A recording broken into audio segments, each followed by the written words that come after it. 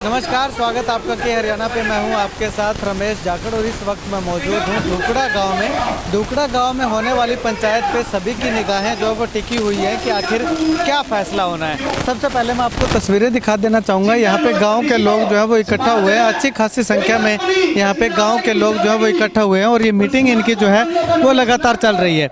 सभी लोग जो है बार बार अपने वक्तव्य जो है वो दे रहे हैं कि आखिर क्या फैसला होना चाहिए, कि भारतीय जनता पार्टी का विरोध करना चाहिए या किस तरीके से उनको वोट मांगने की इजाज़त गांव के अंदर दी जानी चाहिए। इन तमाम विषयों पे जो है ये आज की चर्चा जो है वो यहाँ पे चल रही है। गांव के लोग जो है वो मीटिंग कर रहे हैं, बार बार जो भी जिसका भी सुझाव है वो सुझाव यहाँ पे दिए जा रहे हैं। आखिर सुझाव के बाद क्या निर्णय सामने आता है वो आने वाला वक्त बताएगा, लेकिन फिलहाल दोनों ही तरह की चर्चाएँ जो है वो हमें देखने को मिल रही हैं। कुछ लोगों का कहना है कि पूर्ण तरीके से विरोध करना चाहिए, तो वहीं कुछ लोग ये कह रहे हैं कि वोट मांगने का अधिकार है, उनको वोट मांगने की परमिशन दी जानी चाहिए।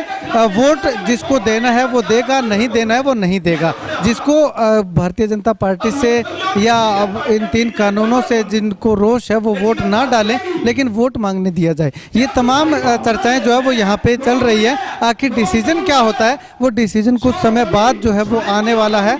गांव के मीटिंग जो है वो कंप्लीट होने के बाद क्या कुछ डिसीजन आता है वो भी हम आपको दिखाएंगे, लेकिन फिलहाल गांव के अच्छे खासे संख्या में जो लोग हैं, मतदाता हैं, वो यहाँ पे इकट्ठा हुए हैं और बार बार अपना वक्तव्य दे रहे हैं, अपने सुझाव जो है वो दे रहे हैं। ऐसे रोज लिए भाई गलत है, वोट ना दियो, गाँव में ना दियो, बस बात है। गाँव में सार्वजनिक फैसला हो। हाँ जमा फैसले ये लिए जो वोट की चोट पे ली भी वोट नहीं डालना है, ये हमने अपील कर दी।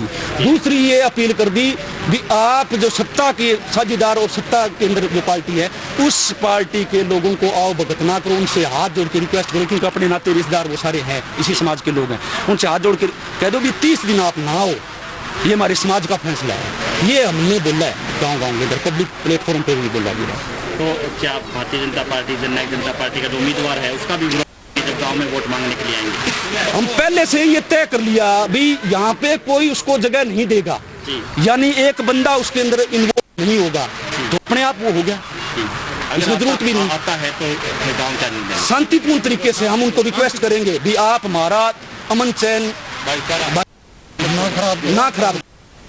तो यहाँ पे फैसला लिया गया है कि जो सत्ता पक्ष के जो नेता हैं वो यहाँ पे आएंगे तो उनका बहिष्कार नहीं, बल्कि वो आएंगे, आने के बाद उनसे हाथ जोड़ के शांतिप्रिय रूप से उनसे प्रार्थना की जाएगी कि आप गांव में आकर के गांव का भाईचारा खराब करने का प्रयास मत कीजिएगा।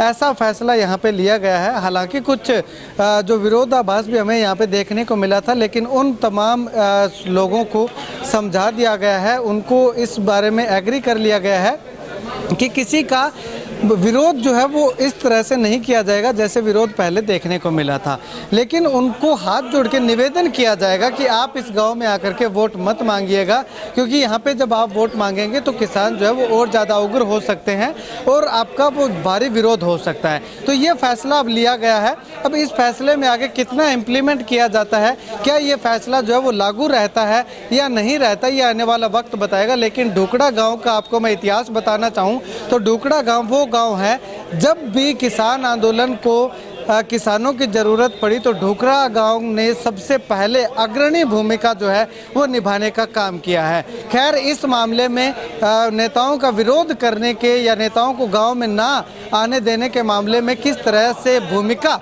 ढूकड़ा गांव की रहती है वो आने वाला वक्त बताएगा। और इसके साथ साथ अगर बात करूं तो ढूकड़ा गांव के लोगों ने आसपास के गांव के और लोगों से भी अनुरोध किया है, आसपास के गाँव से अनुरोध किया है कि वो भी अपने अपने गाँव के अंदर इस तरह की पंचायत करके एक फैसला लें ताकि किसान आंदोलन को और ज़्यादा मजबूती मिल सके। खैर, आप इस गांव के इस फैसले को लेकर के क्या कुछ कहना चाहते हैं कमेंट करके ज़रूर बताइएगा। कैमरा सहयोगी मुकेश गुदारा के साथ रमेश जाखड़ के हरियाणा।